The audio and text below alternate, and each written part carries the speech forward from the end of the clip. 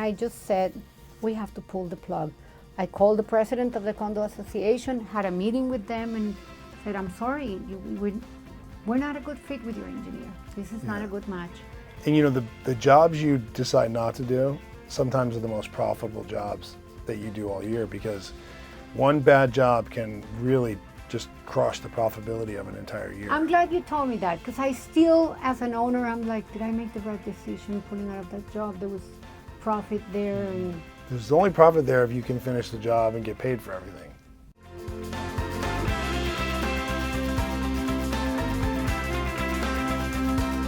Welcome everybody to the next episode of the Mobilization Mindset. My name is Scott Peper, CEO and founder of Mobilization Funding, and today we are going to share a close personal customer story. Someone who has made their way into construction, also from the executive world and corporate world, had done lots of great things, has navigated through private equity in construction. She's going to share some stories with you about how those things work, tell you about what it's like and the lessons learned taken from corporate America into the trades, onto the project. I'm excited to share this information with you guys, and I know she's going to be a great guest. Meli Figueras, owner and CEO of Coastal Painting. Welcome to the show. thank you, Scott. I am truly honored to be here. I am one of your greatest fans, and I definitely use mobilization funding because that's the way to move forward to execute the projects. So I'm very happy to be here. Well, you're welcome. And you've always been a fan of the podcast and a customer, and now you're on the podcast. Yes. And I read your book. I mean, we have it on our whiteboard in the office, and we really follow the advice that it's given to us. So thank you. You're welcome. Thank you. So, you know, I came into the construction industry only 2 years ago, and it was a hard shock how much money you need to start a project before you even see the first dollar. And, you know, they give you this 10% at the beginning of the project, and you're like, okay, well, I can fund the rest of the, and it's that 10% just goes down so quickly. And you're just like, oh my God, every time I blink on this project, I need money to put it up front. And when we heard about you guys, we started with the whole process and everything. And I even thought, even the name is great. You know, this is exactly what a construction company needs. You know, just money to get the project to a point where you can send the first invoice. Yeah. And then you get the first invoice, and then you still have to do 30 days after the first 30 days, because it's never, you know, they never say, okay, 30 days, here's your check. Yeah. It's never like that. So I find that for, at least for us, it's at least from the moment you put the first paintbrush until you actually get the dollars in the bank account, it's at least 90 days to be realistic. Yeah, especially depending on what kind of project it is, what kind of project owner, which general contractor, and then of course the terms you sign too. Yeah, and then of course the construction schedule is, okay, this is the way it's going to happen. It never happens that way. I mean, we all try to stay attached to the schedule as much as possible, but you know, we're ready to go to send the crew to paint. Oh, the electrician screwed up. He had to cut the wall. The drywall guy has to come in. No, when the wall is not ready for you to paint. It's just, you know, I feel you're constantly making decisions. You're you know, you get to the office and it's like, okay, what's going to hit me today? Well, at least all your employees let you wait to pay them. You don't, right? Never. Never does that happen. Yeah, sure, and the vendors as well. Yeah. Well, you know what's funny is you mentioned getting 10% up front, which is a great thing, and I'm sure there's lots of people listening to this right now and be like, I don't get that. Like, that's even more rare. So it's a good accomplishment if you're able to do that, because it does help. But obviously, without that 10%, it can make it even worse. If you couple that with like extraordinary terms with your supplier, or your supplier terms aren't coinciding with when you're paid, or you know, it could get really hard really fast. And so yeah, labor alone is just hard to manage, let alone when you start kicking in the suppliers. And then, Scott, there's a human aspect to it, because if you think about it, yes, you know, you're this big company, and you have to, you know, do the cash flow and manage one ball in the air and the other ball in the air. But the part that kills me the most is to know that these painters, if they don't get paid that week, they don't have money to eat on the weekend. Mm-hmm. You know, their kids really don't have a way to buy food. Yeah. And it's people that live paycheck to pay. So that human aspect for me at the beginning, I was like, this is not going to happen to me again. I am going to have money for payroll. I need to find out how to get it. But we need to pay these people, you know, every Friday. It can't, you know, I just think of the way, how hard they work. And then you are there juggling all the money and juggling everything you have to pay. And that human aspect to me was that what drove me to say, we have to handle the finances differently. We can't just, you know, be happy because we won this project. Okay, now, oh dear, we won the project. Now what? It's almost like, oh my God, what are we going to do now? How are we going to finance all this? That's right, because you look at that top line revenue, but really you have to execute that project, be paid that project, pay all your expenses before you can ever see what that profit looks like. And that's especially including retainage. If you have retainage in there, it makes it even tighter. So you're really almost finishing the job before you really see any equity from that job into your company, which means, you know, lots of projects take months and months. So it could be easily be a few years when you start your business before you really have built up any kind of cash nest egg. And that's doing everything right. That doesn't mean you're doing anything wrong. That means you're doing everything right oftentimes. Just to your point, it's the nature of the cash flow. Yeah, and sometimes our jobs, you know, our jobs are 12 months, 18 months, and so we don't see the profits until the very end. Mm-hmm. And then we have to give 90 days warranty, so they can't release it until the warranty is out. And it's like, wow, when am I going to see the profit of this? Yeah. So I just think that the product that you guys offer is really amazing. How did you get into construction and painting and concrete restoration? How did that happen? Just by chance. So my husband and I retired last year. We both were working in Europe with executive positions, and we said, okay, we're going to retire in Pompano Beach. And we got here, and about 3 months later, we were like, oh my God, we're going to go crazy. So we both said, let's put a painting company, just painting houses inside. But how hard can that be? And then I met the owner of a private equity firm just because my friend knows her, and she said, oh, you guys are similar people, just meet. 2 Latinas in Miami. So we were having coffee, and I said, oh my God, we're going crazy. This is so boring to be retired. And we're too young to be retired. We're going to start a little company of something. And she's like, no, don't start a company. I have one of my portfolio companies that we want to sell. Just go in, do a turnaround strategy, and then we'll sell it to the employees. And I was like, okay. And then I arrived. Perfect idea. I was just like, that sounds great. And they're great. They're. I know that private equity firms have a reputation, whatever. These are great. They're great people. They're Latinos. They do investments. They do impact investments. They help women. They're a great private equity firm. And I love working with them. And I just got there, and everybody was like, who are you and what are you doing here? And then I quickly realized that in construction, it's not about the title. It's not about just show up, honor your word, do what you said you were going to do, and deliver. Yeah. You know, and that's, it was a quick awakening. The director of operations, he was like, you're not going to succeed. And I'm like, well, hello, how are you? What's your name? And he's like, South Florida, you don't have any projects that you can show for. Nobody knows who you are. He probably thought you're a woman, Right, he just left that part. Why are you here?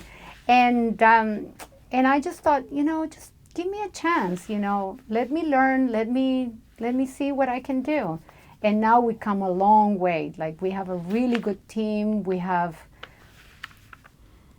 When I interview people, I'm just, I'm sitting there thinking, you're not going to last a week. You kind of feel it at that point. Yeah, at this point. What happened to the owner or founder of the business that once the private equity company came in, Did they just leave, or are they still there, or what's No, the... no, it was a long time ago. So the private equity, these private equity firms, they buy them they keep them for 10 years and then they sell them. And so part of the agreement with the owner was that the owner was going to stay 5 years and then they'll grow it and everything happened, Scott. It was just like one thing after the other. Most of the owners don't like being all of the Saturn employees. It's very hard to change your mindset from owner to employee, and now you have these guidelines that you have to follow, and you have to hire a certain amount of people of this and that, and the owner's like, what? I'm not doing that. So that didn't work out, and they hired another CEO. I think he was from Harvard, an impressive CV. That didn't work. Construction in South Florida, titles don't matter. No, you gotta earn the respect. Exacto. And the job site does not care about your title or your degrees. Don't give me a Harvard degree, anything like that. Just show me that you're going to deliver on your work, that you're going to show up, do good work, and then we'll talk. Yeah. On that note, what did you notice were some of the biggest internal challenges coming into the business, which you've touched on some, but what external challenges in the field, in the project, as the CEO trying to get this business to a profitable spot, a successful spot, hitting the goals that were measured and set up for? What are some of the challenges you recognized coming out of retirement and walking into the construction world? I honestly thought it was going to be easier because I was this hot shot, and I was in London and an executive and all these things, and I didn't know it was going to be this hard. I'm going to say the first 2 months, the meetings, we were in meetings, and I swear it was like if they were speaking Chinese. I couldn't understand anything that they were saying. Did you send the SOV? Oh, what is it, the AIA? And I'm like, okay, AIA has 5,000 forms. Which one are you referring to? Yeah, did you send the 701? And I'm like, oh my God, which one was the 701? My goodness, did I send it? And it was just, and I said to myself, you know what? You're going to have to teach yourself about this. And so I started in September, and I spent the whole holidays, all of the Christmas holidays. My living room table was full of project manuals, a measuring tape, all these things. My husband likes jewelry, so he has a magnifying glass. And I was like this, looking at the plans, understanding what this number meant and what did that mean with that window and this wall. And it was crazy. Everything I had to learn and teach myself. And I just went to all of the job sites. Because Scott, when you get the invoices and when you get the pay-ups and you have to sign the release and everything, it's just a piece of paper. Yep. You don't understand there's people behind that. It's hot, it's hard, it's noisy. And I just love knowing, and most of the people, it's funny, I walked into one of the job sites and they didn't know I speak Spanish. And so one of the guys says, who's that one? Oh, that's the boss. And the other one says, no, the boss is Richard. And this one says, no, this is the boss of Richard. And he just turns around and says, no, she's a woman in Spanish. That's so funny. And I just turned around and said, buenos dias, buenos dias. And they had no idea? They had no idea Who I was. Or the other day, they sent me 3 days ago. Here I am thinking, oh, I'm this great leader that goes to the job sites and everybody knows me. We're not that many people. Everybody knows who I am. So I get a video from one of the PMs taking a video. They're pouring concrete. They're doing this new balcony. And the guy says, okay, hey, guys, say hello to Meli. And the guys are, pouring concrete and say, hi, Meli. And then he turns around and says, who's Meli? And here I am thinking, oh, yeah, everybody knows me. And the guy's like, who's Meli? So I think construction keeps you humble. Yeah. Oh, for sure. So talk about the relationship between you now and your role as a leader and working with the general contractor. What did you learn walking onto that job site and realizing the dynamic that goes on between the general contractor and you and also the other subs? Yeah, it's one of the hardest things is to do a balance of relationships. So, for example, we have a big general contractor in Orlando. They give us a lot of work. And then we have our PM, and then we have subcontractors. And a week ago, the PM of this general contractor calls me and says, the painters just walked out of the job. And I was like, what? What's going on? So I called the PM and he says, oh, it was on the last 2 weeks of the year when you had to pay before closing the year. And he says, Coastal paid the subcontractor, and the subcontractor went on vacation to Guatemala, and he didn't pay his painters for December. So on January 5th, I think it was, the painters went there and they told the PM, we're walking out of the job because we haven't been paid. And, those are the things where you have to balance the relationship with first of all, tell the general contractor, listen, I did pay my bill. And but they didn't pay the employees? They didn't pay their employees. And so these things happen. We're all human. And I'm sure that the sub didn't mean to be, but, the painters, they have to walk out. Not because they want to create a revolution, Scott, they have to go and find somewhere else to paint because they need to make money that day. And that becomes immediately your problem because the general manager or the project manager or the general contractor, they don't care. That's your employee as far as they're concerned. They don't care. I don't care, Meli, what are you going to do to give me more painters? Which challenges, now that you've been in it for a couple of years, which challenges concern you the most? Which ones do you realize, wow, these ones are noise, and of course you got to learn how to communicate with the people and managing your project managers, but what things still keep you up at night that concern you the most? Money, yeah. Yeah, because, the more I grow my ambitious and my goals become more and more ambitious, and the more I want to grow the company, the more need I have for cash. And that's the reality. Okay, well, now what's first, the chicken or the egg? Do we get the contracts first, or do we get the money first? Do we hire the PM that is going to run that contract, or do we get the contract first? It's very hard to balance. And I feel we're always playing catch up. It's never a day where I'm just like, oh, just pay it. Pay that invoice. Like my time in Amazon. Imagine the wallet that I had in Amazon. It's just like, okay, yeah, just pay for it. 12 million. Just send them the money and that's it. And here's like, what? They want $5,000 for that? And he's like, wait, where do we get $5,000? It's never a time where you can just say, okay, let's just pay everybody up to 30 days and be on time. You're always juggling the money. And I don't know if we're doing something wrong. I swear, Scott, I read your book.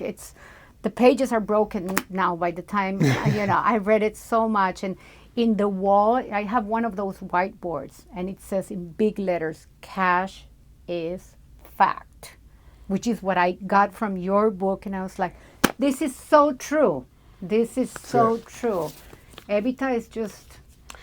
Is there one or two things that you've implemented through realizing the things you've been talking about that was one thing you're like, man, when I implemented this, it made it that much better? Or when I paid attention to this and modified that, it made it this much better? Is there one thing that, if you're talking to the audience, that you could yeah. Absolutely. Know your numbers and understand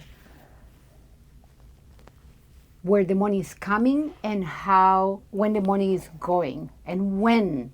Because if you just let the money do its thing, it doesn't happen at the right time. You have to be on top of it. For example, we hired a subcontractor to put some railing. So we do concrete restoration. So we take the balcony out and we need to put the railing up. And the railing, the guy who we hired for the railing needed 20% down to start building the railing. The railing is not sitting there, it's costume made. So the PM just simply said, okay, just send us an invoice. And then it was a $600,000 railing. It was a whole building, 7 floors, 20%, ching ching, So all of a sudden, okay, we have to pay this invoice of $150,000. And I'm like, excuse me? And then I just turned around to the PM and said, where did you ask the client for that? Oh, yeah, it's in the pay up of, I don't know, 15 days ago. And I'm like, well, I cannot give what I don't have. And that was the new rule in the office. I cannot give what I don't have.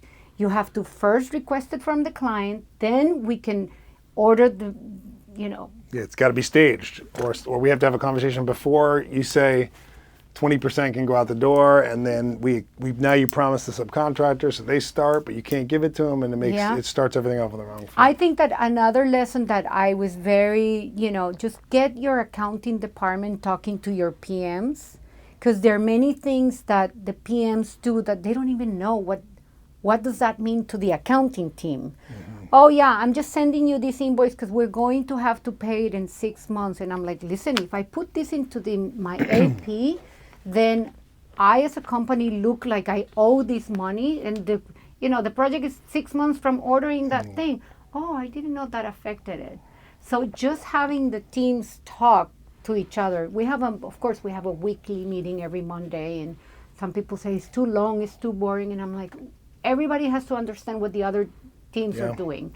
And they're right, it's boring. Accounting and project management communicating is a big miss in many businesses, because that accounting team who's managing the numbers, managing the cash, the project team who's managing the schedule, moving a schedule up, moving a schedule down, has a direct impact on cash. Problems that happen in the field have a direct impact on cash. Successes in the field, direct impact on cash. So not having them communicate is a real miss, because that's where problems you can get ahead of those problems by just simply having a meeting between accounting and project management. Yeah. Just all the, Richard always says, he always says, okay, Meli, my job is to move forward and spend the money, and your job is to get us the money and be on top. And I always say, Richard, your team and my team really have to be aligned. And, most of the time, one thing that happened, we were looking at the extra hours, and we said, oh my God. Like overtime? Overtime. Mm-hmm. And overtime increases workers' compensation so much. And we kept on, Maggie, my accounting manager, she was like, oh my God, every time we pay overtime. And of course, sitting from the desk in your high horse, I just turn around. No more overtime. That's it. No one is allowed to do overtime. Blah, blah, blah, blah, blah, blah. And then one of the PMs said, come to the job site. Okay, so it's 10 minutes to 4. I either we prepare everything to pour the concrete. So I either send them home and start tomorrow, risking this, and this, and this, or I pay them 1 hour overtime and I pour and I let it finish, and it's going to sit all night long. It's hard decisions, Scott. Yeah, those are the ones you have to make. But those are the kind of things that when you see that in the field and you have that conversation, you start to allocate that next time you bid a job. You plan for that. You build some contingencies in, because those things you don't know for sure that's going to happen, but somewhere in a job, something's going to happen, and you need to have a place to pull that budget dollars from. Yeah, but also the reality, Scott, is that this industry has, I'm going to say, standard prices. I cannot be so super duper creative where, I have to have a little cushion for all these unseen things, right, because I'm competing with you. You're bringing the same prices. We're using the same paint. The price of labor is the same. It's not like you can really differentiate yourself with pricing unless you're just going to be the cheapest person out there. Well, I'll tell you this. This is where I push back on all construction contractors. So I'll do the same to you. Okay. What you just said is 100% true. And when you compete on price, you have no options. Exactly. So you must lead with performance first. You have to make your experience with your general contractor be so exceptional and such a better experience for them, having you on the job and your team on the job, that your pricing is not the thing that leads the decision only. Only, correct. Only. Mm-hmm. Now, that doesn't mean someone's going to pay 50% more from you, it doesn't mean you're going to end up with a bigger, greater, higher margin. You still have to run a great business. You still have to build up your own equity. You still have to finance it. But your performance, when your performance is good and exceptional and better, people will pay a premium for it, especially in certain trades, and I think painting's one of them, because to your point, you have lots of trade contractors that are going to mess up a wall or going to screw something up, and you have to manipulate around these figurations. You might think the whole second floor east side is ready to go, and the electrician didn't put the right plates on, and they have a crew there like pulling plates off and putting new plates on or doing something, anything. And so you have to be able to pivot, and being able to still deliver that performance and make their job easier. Those project managers, they're going to pick you even when you're a little higher, and the budget for the project will still be the same for them, but they're going to take it from another trade. Those are the key things. And you think about I absolutely agree. Structural concrete, for example. If you're building the entire structural wall of the hotel or of whatever it's being built, and you do an exceptional job, think about that kind of project. Imagine if you're the structural concrete guy. That's the cheapest, but it's kind of hit or miss. You never really know what you're going to get. You're kind of going to screw up a lot if you mess that up, right? So those trades that perform, and man, when I hire them, I'm going to deliver. When I give them a job, I don't have to worry about that. Once you build that reputation, then you can start to get maybe you don't get a better premium, maybe you're not able to bill more, but that's where you can get, hey, I can do this job for the price you need, but I need to be paid in 15 days. Exacto. I can do this job, but I need you to buy the material and put that there, because I can do it for that price, but I can only do that price if you can do this, this, and this. And that's where you can start to move, when they know that performance capability. I absolutely agree with you. We actually have a competitor where we lose. I'm going to say we use every time, 70% of the time we lose is because we lose with them because of price. And we always say, if that's the quality you want, there's nothing I can do. We're not. Some people have called Richard back and say, Richard, can you lower your price? This competitor is, 15% lower. And Richard is like, go for it. We just lost a community. We have HOAs that have 1,000 houses. We've been painting that community for 10 years. So we have a relationship. Our painters know the homeowners and all these things. And we beat it and we lost it. And they were like, oh my God, you guys were 18% above the price. And everybody's looking their dollars. And we just said, go for it. You're going to call me back. You'll see. Yeah. And sometimes, in most of the times that is the case. Sometimes not every company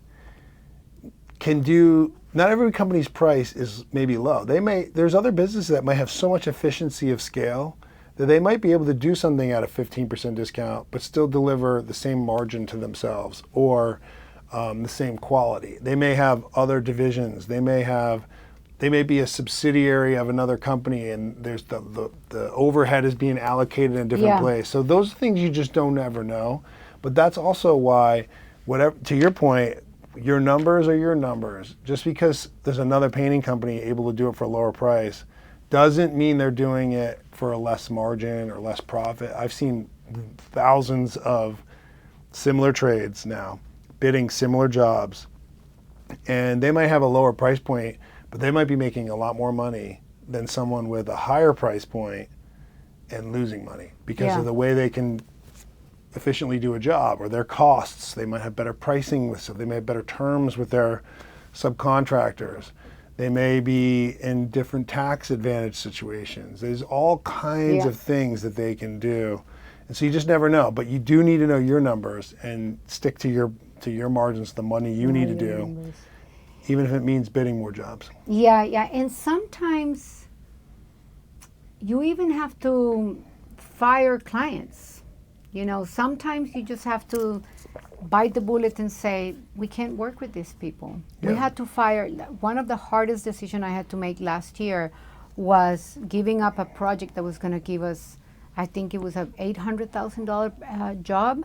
And every Tuesday, the PMs, there were 2 PMs, they would come into the office and say, "Oh my God, that engineer doesn't know what she's doing," and blah, blah, blah, blah, blah, blah. And they would come in furious, and I'm like, "What's going on? Look, we got the drawings, we don't have measurements." And I kept on saying, "Guys, we have to get out of this job." It was a pool that it's elevated under a parking lot. And I said, I just don't trust that the engineer is telling us to do a good job, because we're sort of the labor. The engineer tells us what to do, and we need to believe that we're doing a good job. Who wants to go home say, "Oh, we did a crappy job today. I'm so proud of myself." Nobody. You have to believe in what you're doing, and especially in construction, it's structural, and everybody, the morale was down, and I just said, we have to pull the plug. I called the president of the condo association, had a meeting with them, and said, "I'm sorry, we're not a good fit with your engineer. This is not a good match." And the jobs you decide not to do sometimes are the most profitable jobs that you do all year, because one bad job can really just crush the profitability of an entire year. I'm glad you told me that, because I still, as an owner, I'm like, did I make the right decision pulling out of that job? There was profit there, and there's only profit there if you can finish the job and get paid for everything. Yeah, but then if you get paid and the thing falls down. That's what I mean. So you have to, you have to make tough decisions. As a leader, your judgment is constantly being challenged. Yeah, and you can do everything right, but if that pool falls down, I promise you they're not going to pay you. It's not good. The money's not going to move off that job, and you're going to be sitting there. Yeah. No, I was thinking more the pool's going to fall down in 3 years from now. Yeah, or that too. Yeah. And then you're liable and all these things. I love it. My team always says, just don't do things that don't bring a liability, because they're always watching for control and security and. Yeah, managing risk and executing to that is a key piece. Yeah. How did you get in construction? I never heard of how did you. I got into construction, well, a couple ways. But in mobilization funding, or how do I know about construction? Yeah, how do you know in general about My construction? father was a subcontractor. He had a commercial glazing, glass and aluminum business. Oh, yeah. Mm-hmm. And he was in that business his whole career. I grew up around that business, watching him. He actually started the business when I was in college, but he worked for 2 other companies prior when I was a kid growing up. So I would always go on the job sites and work with them every summer and high school and college. And then I went into the medical device world. I didn't want to be any part of construction, so I got into sales after college. And a friend of mine, how I got to mobilization funding is a friend of mine called one day and said, "We have this idea, and I think you'd be a great help for it. You understand construction pretty well. And we don't, but we understand this finance side and this money side. And long story short, we all made a loan to one subcontractor, electrician, for a job. And of course, it went well. And it's the same premise of what we do today, exactly. And then we just kind of worked from there. And that's how it started. I'm still the only partner left from the very beginning, but yeah, it's part of the learned lessons. Yeah, we made all kinds of mistakes. I'd take hours to list them all. Yeah, don't we all? I just think it's easy to just make a decision behind the desk, and then in the field, that's not the way it goes. No. And in construction, in preparation for this podcast, I asked maybe 3 or 4 of the people in my team, why do you think it's important that I go to the job sites? And they started telling me, "Oh, you're going to become a better leader. You're going to know more." And I said, no. I know why it's important for me, and I know why I do it. I want to know why it's important for the crew. Why is it important to you, the PM? Why is this important? Because I honestly believe they like it when I go there. Mm-hmm. Like the crew, the head of the crew, he's always like, "Come back, come and see us."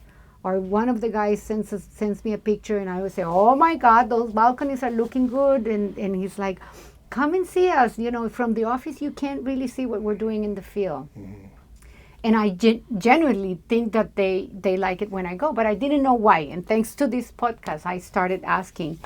And so one of the guys said, "Because each project goes into my resume, I can point out to that building and say, we painted that. We did that concrete restoration. So it's not only about coastal, it's not only about Meli, it's about each project. It's their resume that is also on the line, They want which to be I proud. love.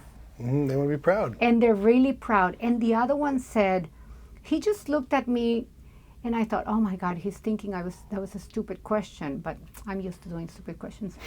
And he just looked at me and he said, for the same reason that when you go to war, the general goes with them.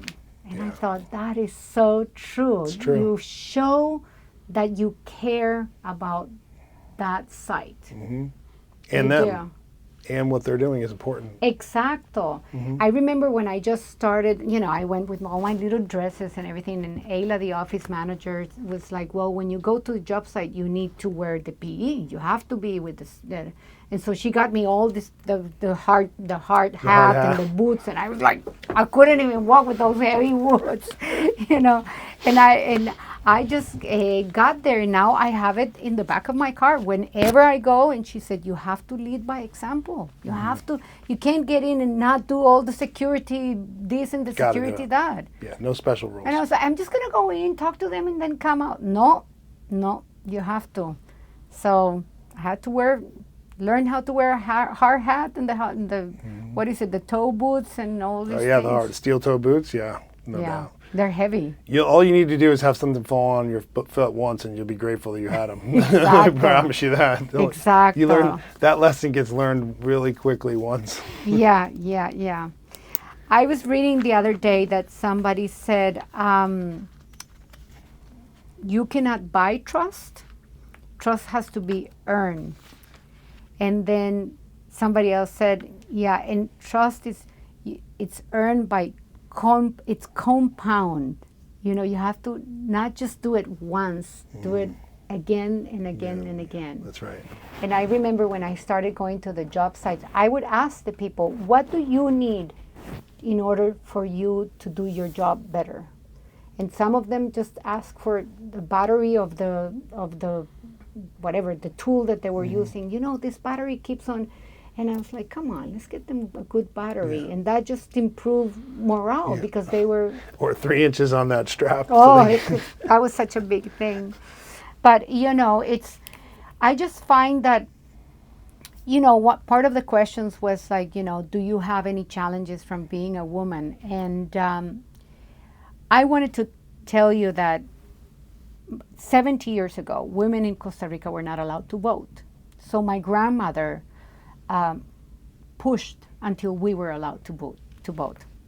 I'm not going to tell you the whole long story, but she was one of the reasons why. So when I was growing up, she kept on saying, you are a woman. You have to always perform more. You have to be more prepared. Okay, what's today's homework? 1 chapter. You have to read 3. And that's the way I grew up. I grew up with somebody saying, you always have to give the extra mile. Scott, my bosses love me because I always think, how can I make this email easier for my boss? Right. This is what I need from you, but this is what you need in order for you to reply to me. And so because my grandmother being such an overachiever and this and that, and she had this chip that, she had to prove herself from being a woman. So I've always outperformed in my school, get a 95 on the test. What, a 95? My grandmother will be like, oh my God, are we going to have a loser in the house? 95. But you know what? Now that I'm 50 some years, I don't think nowadays it's about if you're a woman or if you're a man, if you're black, straight, this, fat, skinny. Look at you, you're so tall and handsome. And I really don't think it has to do with the gender or the way you look. I think that especially in construction, it's about being competent. And I find that my team knows that if I say something, I deliver on it. Or I explain, I cannot deliver on what I promise you because ta. And the other way around as well. If they promise something, I expect them to deliver. Yeah. So That's what I was saying at the beginning about the cultures, Scott, because it's not only about fancy words in a piece of paper. You as a leader, you have to live what That's you right. believe. Yeah, and that's what people follow. They don't care about what you put on the wall. The wall's there for a statement of what people see, not the other way around.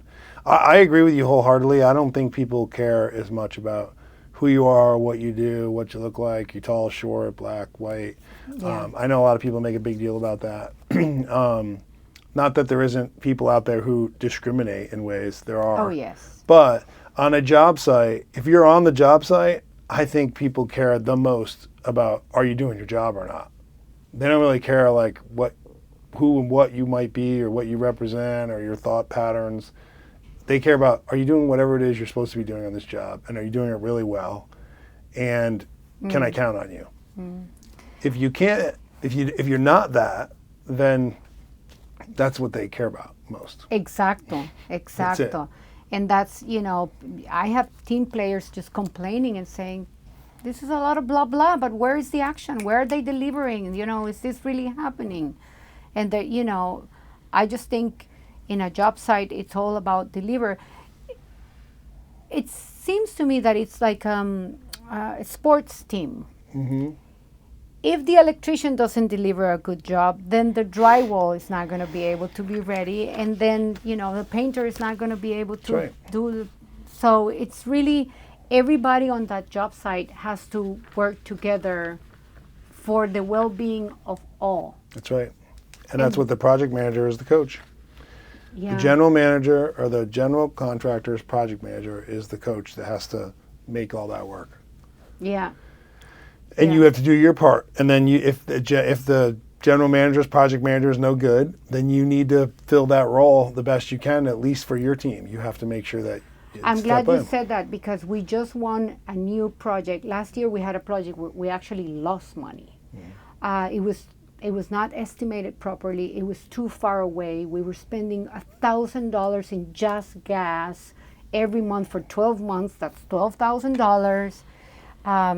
It was estimated before I even got there, and it was anyway. So we lost money, and we were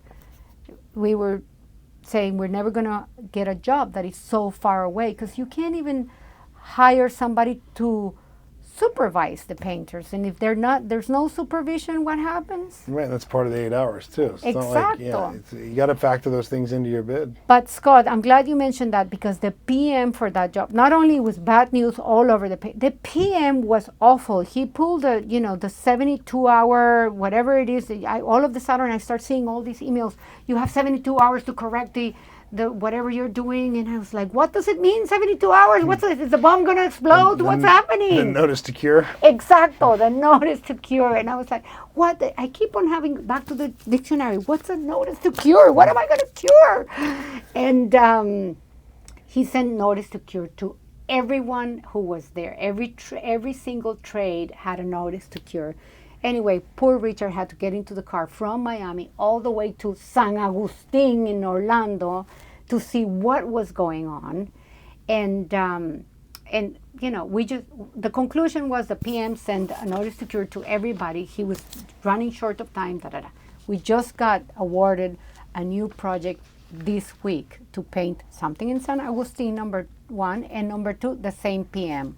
And I just looked at my team and I said, I wouldn't do it, but it's your call. If you guys want to do it, this guy is hard to work with. He doesn't pay well, because the PM decides if they're going to pay you. Well, I think you could definitely go sit down and have a pre-construction meeting before you sign the contract with the PM. Let them know what your expectations are going to be. That's a very good advice. Here's hey, before we start this, let's talk about the project we had before. This is where it went wrong. This is what I don't think, and the aftermath of that was we lost money. And so before I start this project, I need to know what standards you're going to keep and maintain on this project, and what I can do if you don't keep them. Obviously, you have repercussions against me if I don't do my job, but my expectations are this, this, and this. And before I accept the contract, I want to make sure that I can, That's a very good execute advice. The job. Because I just left it on the team, just saying, listen, guys, you're the ones who are gonna do it. If you think you can make it profitable, but that's much better. But they won't do that though, because that's not their job either. Their job is going to be to paint. Your job is to make it profitable. Yeah, you're right. That's very good. by I'm by gonna write it by down. aligning them to whatever standards you need to keep. But you can have that conversation with the project manager in advance, and I would just be honest with them. I'd say, hey, look, I lost money on that, and here's where I think I lost the money and why. Just lay it out. You have nothing to lose. You already lost it. Who cares? Exactly, And you already finished the exactly. job. And I haven't signed the contract. Because in construction, and then you touch it, you own it. Right, and you already finished the previous job, so go to them on this job and just have an honest conversation up front. They'll respect that, and if they don't, and they don't give you a normal, courteous conversation to say, okay, I don't want you to lose money, let me help you or whatever, then it's gonna be a lot easier for you to know that you shouldn't work on the job. Yeah. It'll be And less it's really guesswork. down to the PM. Like you said, this PM is the leader of the project, and they have to know what they're doing. And Yeah, and it might not have been you guys. Maybe it was the other trades. And he's like, and what you would probably hear from that is, hey, you might hear some really good, honest feedback that you needed to hear about your team, or you might hear just, hey, you know what, that job was really hard. I was under a lot of pressure. Here's what I didn't understand. The owner was really difficult. I messed up on this trade and that put everything behind. And instead of focusing where the real problem was, I just yelled at everybody. Then you might have a whole different perspective. Exacto. You just That's never very know. good advice. But if you create that opportunity to have that conversation, you'll find out your answer. Yeah. You'll definitely be more comfortable, I think, to be able to make the decision to do the job or not as the owner and leader of the business.